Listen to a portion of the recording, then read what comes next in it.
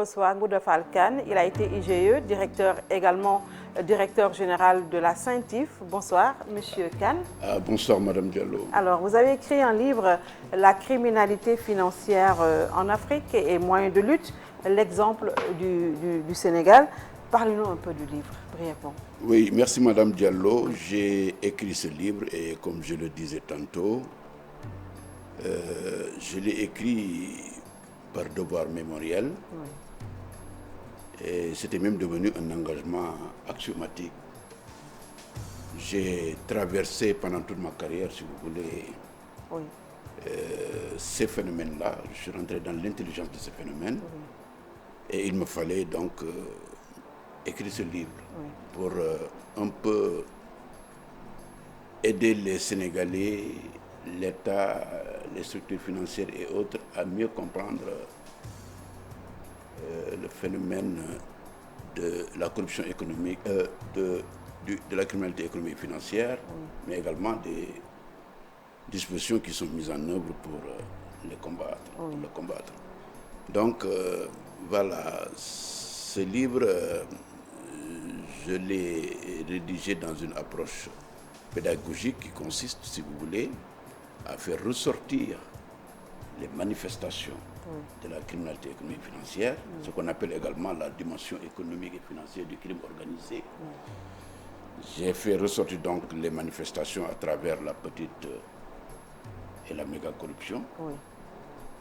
Et ensuite, j'ai fait ressortir, si vous voulez, comment se manifeste la corruption dans les grands secteurs de l'économie nationale. Oui, justement, vous ne vous êtes pas seulement contenté de faire de la dénonciation, vous avez eu à faire dans le factuel. Vous avez donné des exemples probants au niveau de le niveau de corruption, les modes opératoires, le détournement des deniers publics. Oui, c'est ce que j'appelle les manifestations de oui. La corruption. Et dans les secteurs clés de l'économie, dans la sphère politique, oui. Dans la justice. Vous avez évoqué partout. La sphère politique, l'éducation, la santé, oui.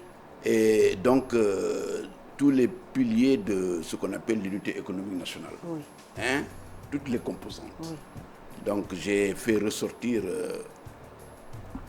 la façon dont se manifeste la corruption. Oui.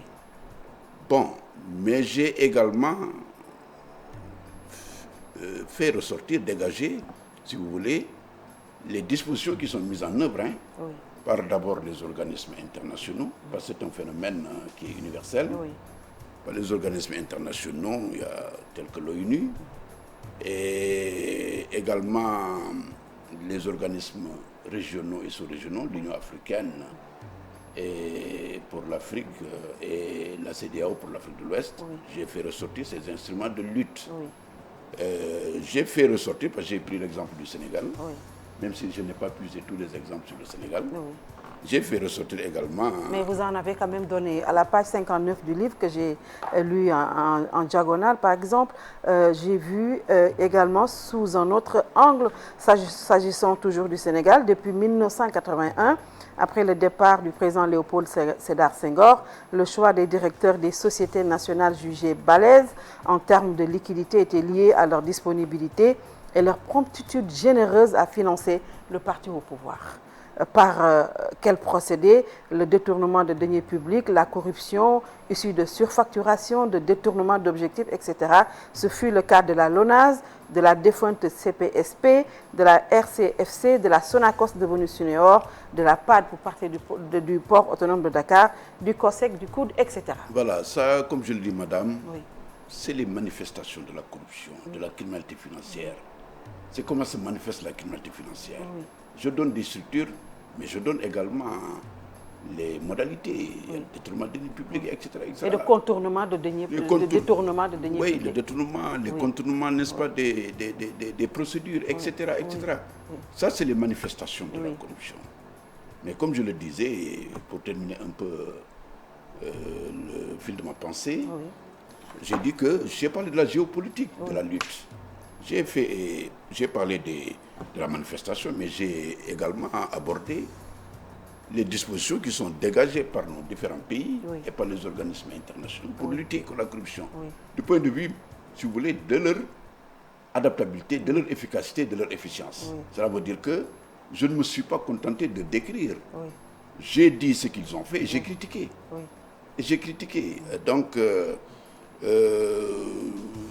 cela dit, j'ai également, si vous voulez, fait des propositions. Oui, pour avant de revenir l'amélioration sur ces des... propositions, voilà. justement, parce qu'il y a des structures qui ont été mises en place pour lutter contre cette délinquance financière. Oui. Vous êtes un membre du SERAI, Oui. vous êtes dans le milieu financier. Quel est l'impact vraiment de ce détournement de nos deniers publics, au-delà de l'appauvrissement qu'ils vont faire des populations? Oui. Il y a des impacts et des conséquences Oui, désastreuses. Quelles sont ces tout conséquences? à fait, madame. Oui. Vous savez, la criminalité économique financière a pour principale conséquence de déstabiliser le système économique et financier. Oui. A pour conséquence, si vous voulez, de détourner les ressources disponibles qui auraient pu être orientées Oui. dans, Dans les secteurs de développement, par exemple. oui, Oui. Qui devraient être orientées dans les préoccupations de développement, Oui. d'emploi des jeunes, Absolument. etc., etc. La santé, l'éducation. La santé, l'éducation Oui. et la formation, donc de manière générale. Hein, l'impact est négatif. Oui. Et l'impact n'est pas seulement, comme je l'ai dit, sur le plan économique, Oui. c'est également sur le plan financier. Oui. Parce que si on détourne, Oui. hein, c'est des fonds qui sont disponibles pour d'autres, Oui. devraient être orientés vers d'autres priorités. Oui. Et vous avez évoqué l'immigration clandestine. Mais il y a parce que également il n'y a pas l'immigration- d'emploi pour les jeunes. Mais tout à fait, l'immigration clandestine, Oui. c'est le trafic de migrants, comme on dit de manière générale, Oui. mais c'est un crime émergent. Oui. Mais c'est apparu depuis quelques années. Les gens l'ont ignoré. Aujourd'hui, c'est la mafia qui a pénétré ce secteur-là. C'est cette criminalité. La mafia a pris en charge cette criminalité. C'est une véritable mafia organisée. Oui. Hein? Donc, qui aujourd'hui pousse nos enfants à Malheureusement, mourir oui. Oui. dans les océans, ce qui est extrêmement grave. Oui. Et cela, pourquoi? Parce qu'ils n'ont pas la possibilité, n'est-ce pas, de s'épanouir dans leur pays. Oui. Ils sont à la recherche de l'Eldorado qu'ils n'arrivent pas à trouver dans leur pays. Absolument. Donc, tout cela est l'une des conséquences, si vous voulez, de l'expansion de la criminalité économique financière dans nos pays. Oui. Malgré que des mécanismes ont été mis en place de Abdou Diouf à Macky Sall, mais le fléau est toujours là, ça devient même une gangrène. Oui, des mécanismes ont été mis en place. Bon. Est-ce que ce sont des mécanismes qui ne sont pas efficaces ou quoi? Non, Oui. je ne dirais pas. Non, moi je ne suis pas un nihiliste. Oui, Hein, je ne dis pas que tout ce qui a été Mais fait. pourquoi n'est pas le bon. fléau ne recule pas alors? Non, Oui. Vous savez, on a mis en place un système Oui. de lutte contre la criminalité économique et financière. C'est une politique publique. Oui. L'État a mis un dispositif de lutte pour faire face à l'expansion de cette criminalité, dont la corruption. Oui. Mais, comme vous le savez, c'est pas toujours parfait. Pourquoi? Il y a des problèmes d'efficacité. Non, parce qu'il y a Parce des qu'il n'y a failles. pas de volonté, il n'y a pas de réelle Non. volonté politique Il y a peut-être. des failles. Oui. Il faut d'abord constater les failles. Quelles sont ces failles? Mais ces failles sont nombreuses. Lesquelles? C'est-à-dire, non, il y a Citez-moi des failles au plan quelques-unes. administratif, Oui. il y a des failles au plan judiciaire, Oui. au plan administratif. Bon, il y a ce qu'on appelle le problème de l'indépendance des organes qui sont dédiés à la lutte contre la criminalité économique et financière. Il y a des préoccupations d'indépendance. L'OFNAC par exemple? Hein? Vous avez Non, demandé- mais c'est tous les organes. Il n'y a Oui. pas que l'OFNAC qui lutte. Oui. L'OFNAC n'est qu'un élément du système. Oui. Le système, c'est la CENTIF, l'OFNAC, élément administratif, c'est la justice, c'est les populations, c'est vous et moi. Oui. Hein, parce que tout le monde dénonce. Oui. Est-ce que vous voyez? Donc il y a des failles. À chaque étape, on peut constater des failles. Comme dirait, même la presse est partie prenante dans cette Absolument. lutte. Et il y a des failles au niveau Oui. de la presse. Oui. Oui. Donc, il y a des failles. Il y a des failles du point de vue de l'organisation administrative, du point de vue des, si vous voulez, des prérogatives, ou pas prérogatives, mais des moyens mis en place, mis à la disposition de ces organes administratifs. Oui. Il y a des failles au niveau, n'est-ce pas, du système judiciaire. Hein? Des failles qu'il convient de lever. Et ça, pour les lever, il faut de la, si vous voulez, de la volonté politique. C'est pourquoi C'est ça, c'est ça. l'état de droit, la volonté volonté politique est le absolument. socle Absolument. de la lutte. Mais il y a des failles aussi. Donc il n'y a pas espoir pour... Non, il y a espoir parce que la volonté... Comment faire justement pour que ces fléaux, madame, la volonté... même si ça ne disparaît pas, que ça recule quand même? Non, la corruption ne disparaîtra jamais. Tant que le monde est monde, la corruption sera là. Oui. Nous luttons pour la réduire. Oui, c'est ça. À sa plus moindre expression, Absolument. à sa plus faible expression. Oui. Vous voyez, Oui. c'est pourquoi des dispositions permanentes sont mises en place par l'ONU. Oui. Des dispositions sont prises par la Banque mondiale, Oui. au niveau africain, par... Seulement les États ratifient, mais ne respectent jamais ces conventions et ces signatures. Non, ce n'est pas le cas du Sénégal. Hein. Le Sénégal a mis en place les structures prévues par les principales conventions et le protocole de la CEDEAO de 2001. Oui. Le Sénégal a mis en place la structure prévue par, si vous voulez, l'UEMOA, parce que nous sommes membres de l'UEMOA. Oui, quelle structure par exemple? Mais la CETIF. Est-ce que ça fonctionne mais réellement? Elle fonctionne. Il y a des rapports. Bon, il y a des failles. Il y a des rapports, mais il n'y a pas de résultats. Il y a des failles, madame. Il n'y a pas de résultats. Il y a des failles comme il y a des failles chez vous. Oui. Aujourd'hui. Oui. Aujourd'hui, chez vous, qu'est-ce qui se passe chez les journalistes? Il y a une préoccupation beaucoup plus importante pour ce que vous appelez l'événementiel. Oui. Hein? Oui. Alors que vous avez un rôle fondamental à jouer. Regardez ce qui s'est passé en RDC. Oui. Actuellement, les informations que nous recevons sur l'ancien président de la RDC, mais les informations viennent de qui? Ce n'est pas les organes dédiés, ce n'est pas la justice, c'est des journalistes d'investigation qui ont regardé. Donc aujourd'hui, il y a une nécessité d'adaptation de votre fonction aux priorités de l'heure. Mais les journalistes font le travail, ils ne font que dénoncer. Je dis que vous avez un rôle fondamental. Mais s'il n'y a pas cette réelle volonté politique de pouvoir éradiquer ces fléaux, que faire? Vous avez besoin de la volonté politique pour parler? Oui, on ne fait que parler, on ne fait que parler. Il y a beaucoup eu de, il y a eu des investigations partout. Mais vous avez fait des mais quand le président met son coude sur les rapports... Ça, c'est les corps de contrôle. Oui, mais même si les corps de contrôle ne peuvent rien faire. Je dis que les problèmes qu'il y a dans les organes administratifs, il y a également des problèmes au plan judiciaire. Au niveau de la justice, il y a des difficultés. Il y a des difficultés partout. Les difficultés sont liées à certaines failles qui existent et qui ne sont pas encore corrigées, qu'il faut corriger. Et je demande qu'on les corrige. Hein? Ces failles, j'en ai parlé. Il faut aujourd'hui qu'on écarte le ministère public, si vous voulez, de la direction de poursuite. Ça, c'est important. Il faudrait qu'on donne... Oui, le parquet. Il faudrait qu'on donne aujourd'hui plus d'indépendance aux organes administratifs de contrôle, de lutte et les organes de contrôle. Oui, absolument. Un organe de contrôle, s'il n'est pas indépendant, s'il n'est pas réellement indépendant... Vous avez même demandé à ce que l'OFNAC soit constitutionnalisé dans le livre. Mais c'est la réalité. Mais pourquoi? demain, un autre président peut venir et qui est contre... Un autre président qui peut être contre, si vous voulez, le système de lutte. Il dit, bon, je change l'OFNAC. Cela ne doit pas arriver. Là, l'OFNAC doit être constitutionnalisé et qu'il y ait une loi organique pour, si vous voulez, mettre en place l'OFNAC pour, si vous voulez, décrire les modalités de fonctionnement de l'OFNAC. Et ensuite, il y a autre chose. Quand vous entendez le président de l'OFNAC dire, la présidente dire, oui, il y a des gens qui n'ont pas déclaré. On m'a posé cette question-là. Mais je dis, pourquoi? Parce qu'elle n'a pas un pouvoir de sanction. Oui, absolument. Oui. Mais est-ce qu'on ne peut pas réfléchir sur des possibilités pour l'OFNAC, donner à l'OFNAC de proposer des sanctions pour les personnalités défaillantes au président de la République? Mais ça peut être une avancée.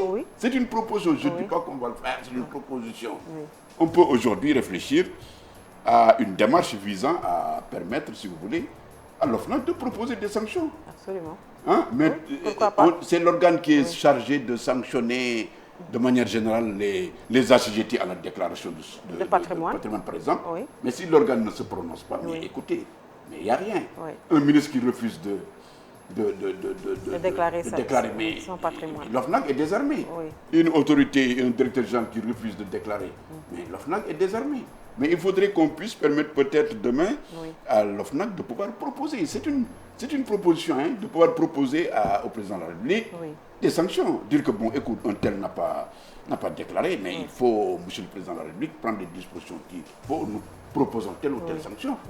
Je crois que ça fera avancer quand même l'usage de cet instrument qui n'est pas le seul. Hein. Oui. La déclaration de patrimoine n'est qu'un instrument dans la lutte. Absolument. Mais en attendant qu'il y ait changement au niveau de tout cela, vous avez également évoqué dans votre livre que l'ITIE, par rapport au pétrole et au gaz, il y a également des insuffisances. Mais oui. Vous avez dit également que la CRI également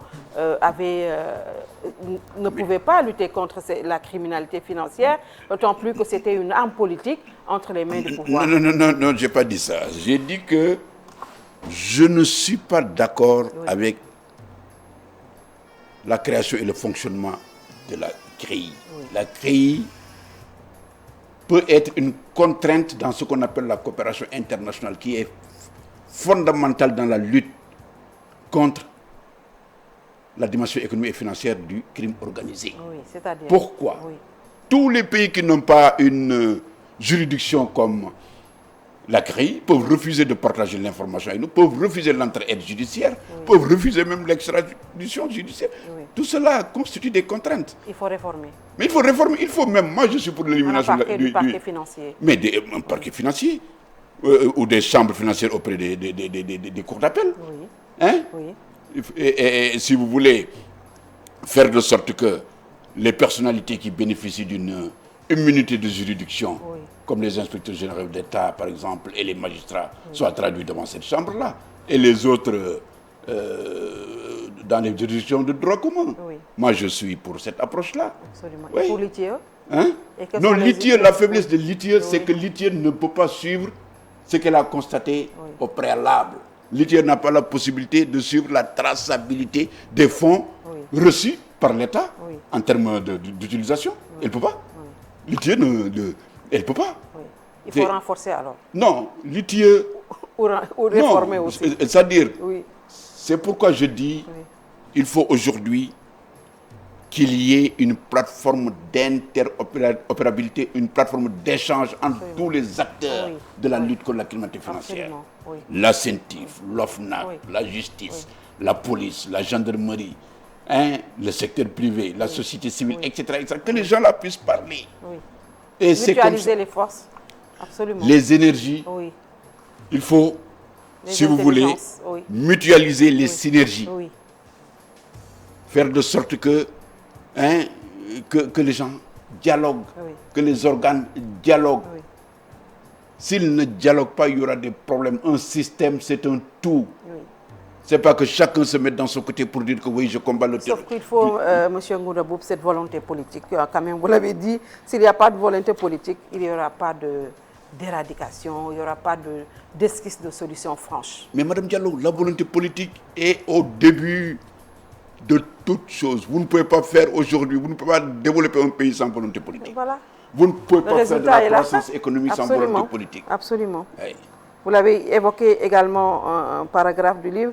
Il convient de noter que la prolifération d'agences à l'époque du président Wade était loin d'être une exigence de politique économique et un exemple de rationalité dans la gestion des deniers publics, mais était tout simplement une stratégie de contournement du principe sacré de l'unité de caisse, principe de base de la gestion des fonds de l'État, en vue de soustraire ces agences aux contraintes et à la rigueur de la comptabilité. Mais je le maintiens.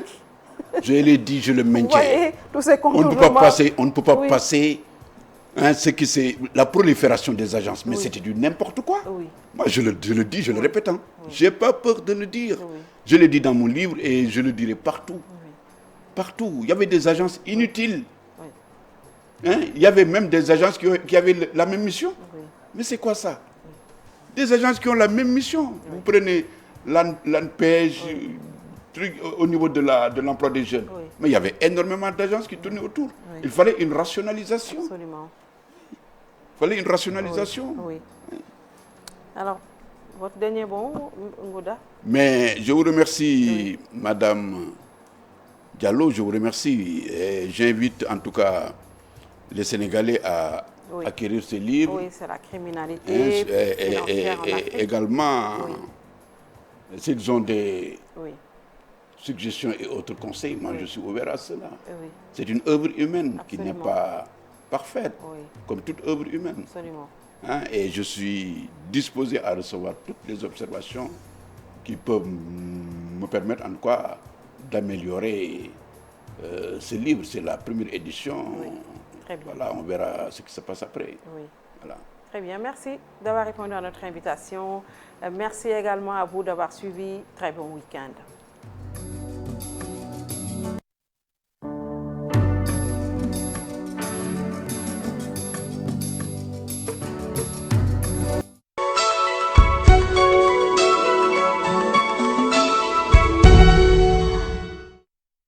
African Leadership Awards, première cérémonie de remise de distinction de